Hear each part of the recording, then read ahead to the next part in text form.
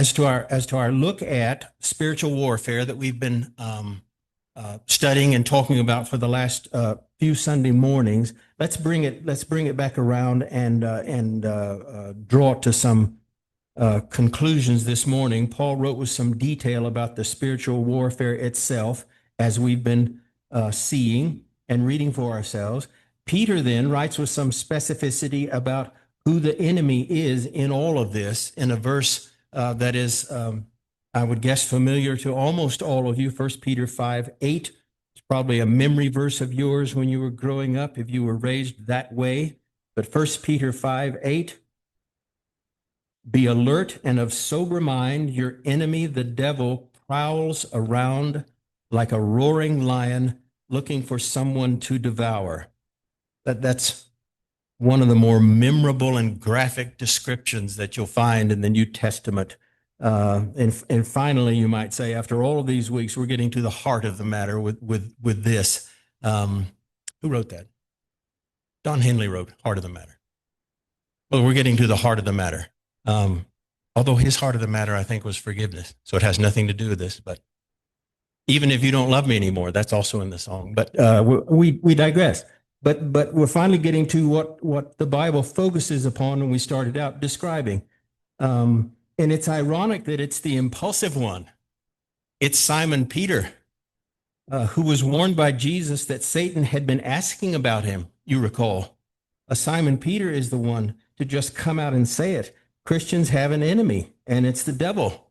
He cuts right through it, as Peter is known for, and he's good at doing that.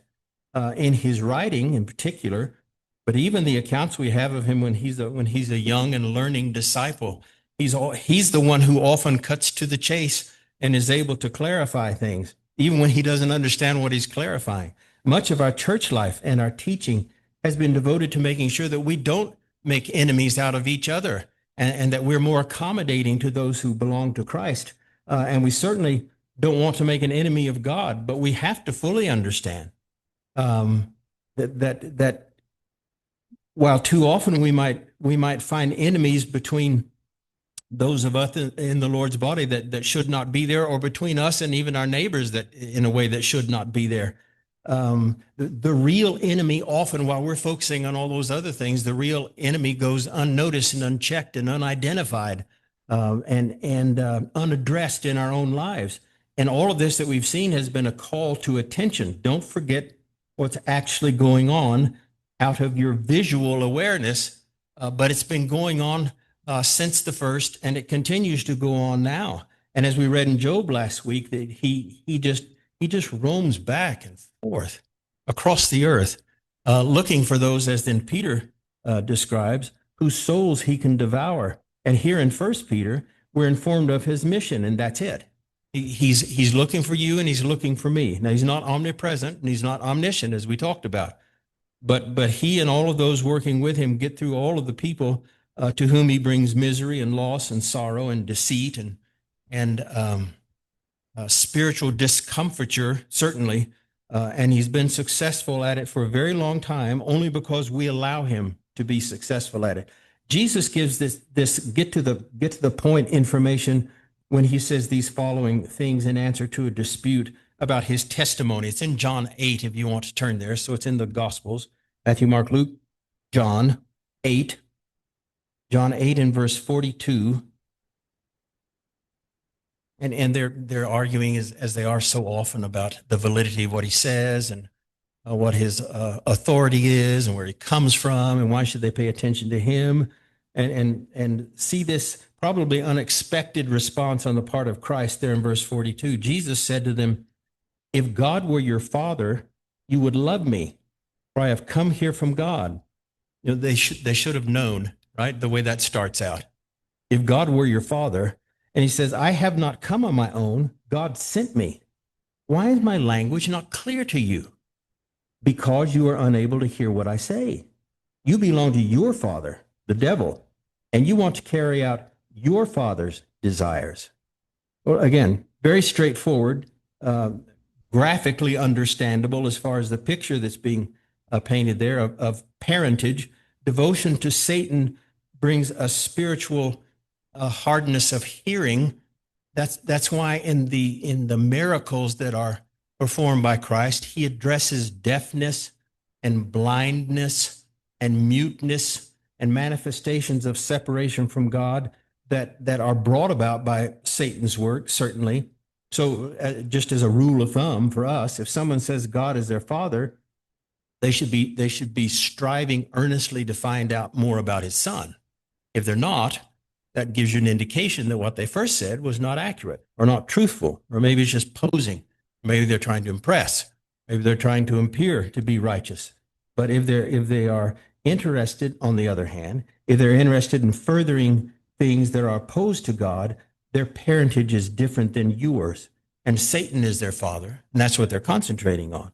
And John continues in his description of your enemy and my enemy. They're still in verse 44. Satan was a murderer from the beginning, not holding to the truth, for there is no truth in him. When he lies, he speaks his native language, for he is a liar and he is the father of lies. And as Peter, in his inimitable style, makes plain for us this morning, the fact is also that John makes plain for us as well what is actually taking place when we are confronted by the one against whom we wage spiritual war. And if we're unaware that that's what's taking place, we need to be better informed. If we don't care what's actually taking place, that is a soul-searching kind of question that we need to have with ourselves. But he is the enemy. He is the one who hates you and wants to defeat you. He's described as the one who advocates against you. Antidikos is one of his names. Big into accusing. Remember that. Always accusing. He accuses our brothers and our sisters before God day and night. We read in Revelation 12. You remember that. He's malicious and he levels false charges against you. He is also described as diabolos, the one who slanders, which is what the word means. But it's more than what you might think. From the garden on, he slanders God to men. Remember how he insinuates that God doesn't have Eve's best interest at heart. He slanders God to men. He slanders men to other men. He slanders you and me and more to God. And it's an ongoing thing. Enemy, adversary, slanderer. And the word prowl is specifically selected by God the Spirit to describe his activity. He doesn't walk around.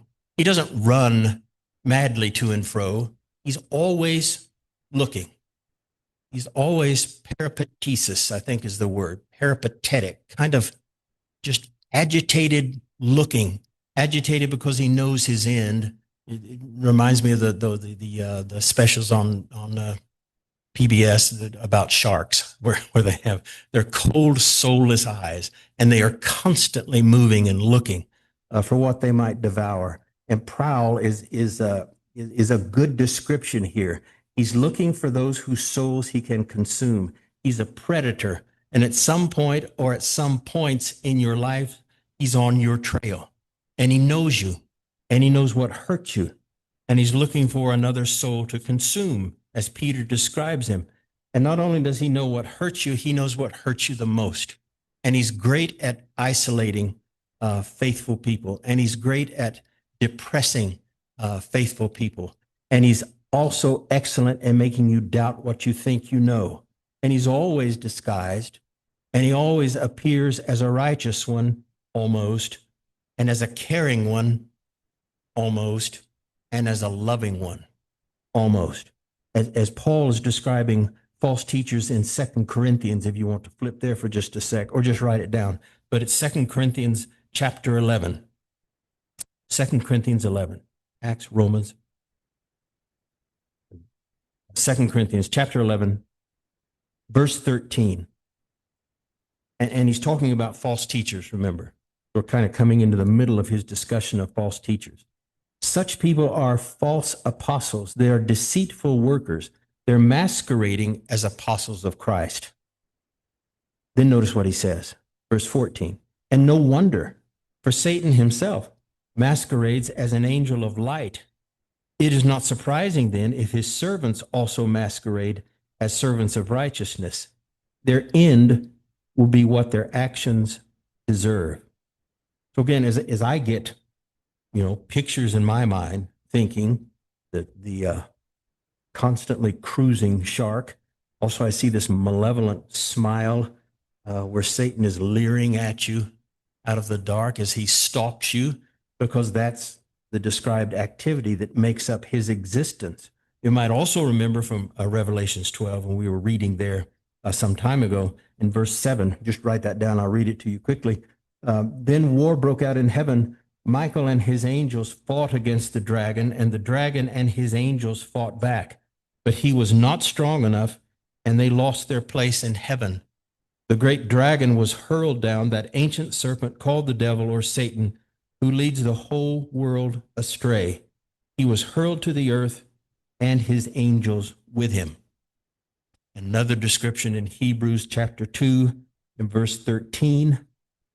And again, Jesus says, "Here am I and the children that God has given me." That's a quote, Jesus. And then this description. Since the children have flesh and blood, Jesus too shared in their humanity, so that by his death he might break the power of him who holds the power of death, that is the devil, and free those who all of their lives were held in slavery by their fear of that death. That's the enemy. And we as God's children have responsibilities with respect to the enemy. Now, all that we've talked about and all the verses you've had to be able to read on your own with respect to the actual spiritual warfare that's ongoing. With respect to Satan, it's the same kind of thing. We need to stay awake, as Peter says, and we need to be alert. You can be awake and not be alert. I have proven that, but you can also be unawake and unalert, as many of you are proving now. But the description for us is one that should call us to attention. You can be eyes open and not be aware of what's taking place all around you, and that's part of this warning that we have to us by Paul in Ephesians 6 and by Peter in this relatively brief statement here.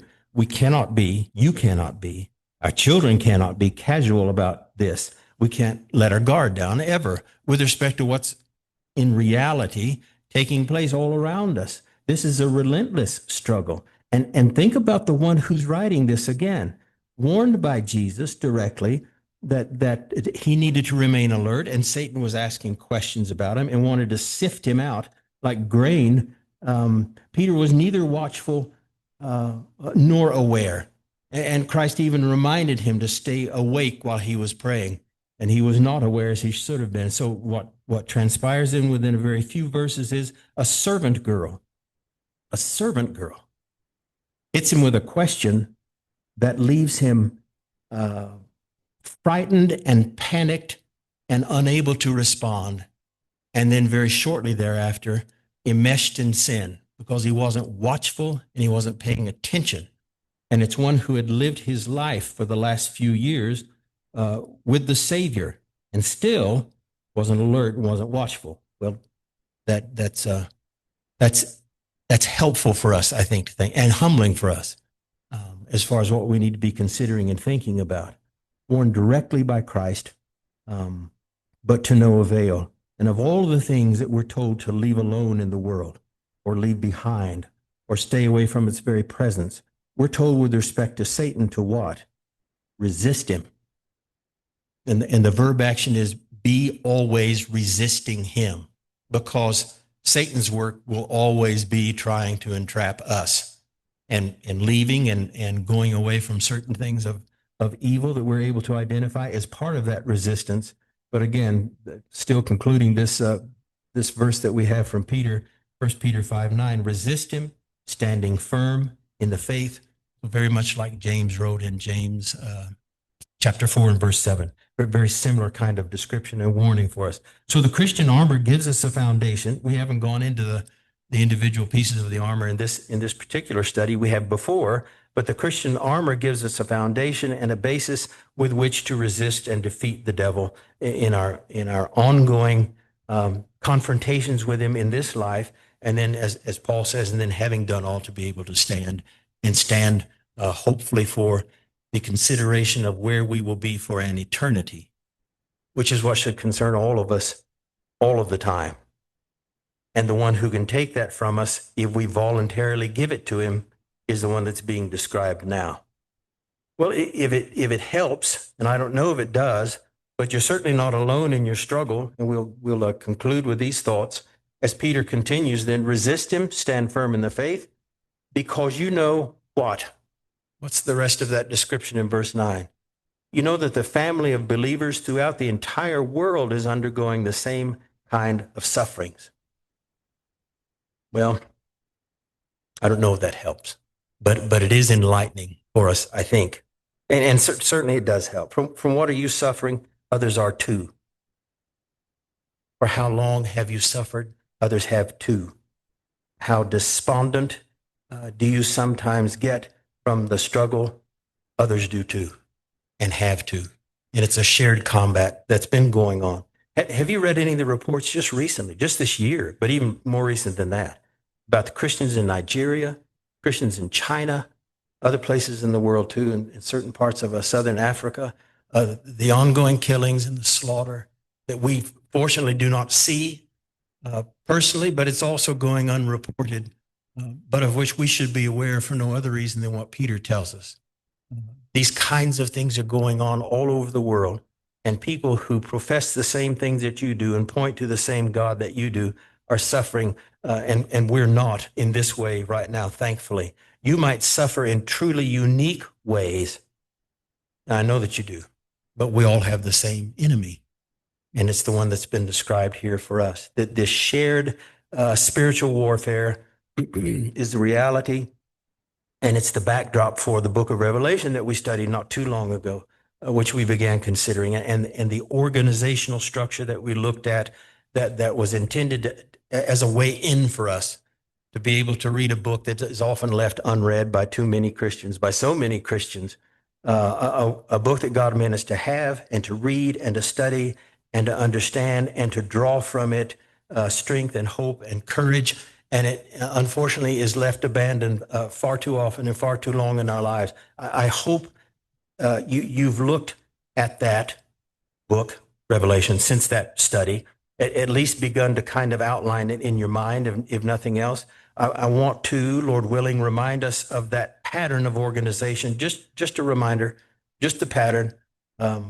Maybe this next Sunday morning, because it is too good a book to be left alone by any of us, much less a majority of us. So we'll remind ourselves again of one, what a relatively short read that it is, but also the hope, the blessed hope, uniquely described in all of the Bible that is set out there for us. And we want to take advantage of that. As we conclude this look this morning at our mortal enemy, we hope that you would instead focus your eyes on your Heavenly Father, the one who's inviting you to be His and to whom you can belong by your own choice. And it only requires you following the instruction that you can read for yourself. You have to rely on no one else. And the best of all, you don't have to rely on anyone up here talking to you to be able to see it and understand what God is calling you to. And it is an eternal home with Him. And He sets out in very plain language in the conversion examples in Acts, which we talked about, what you need to do in order to be converted and to belong to Him. We want to encourage you to be thinking along all of those lines if you have not already done that for your life and made that choice.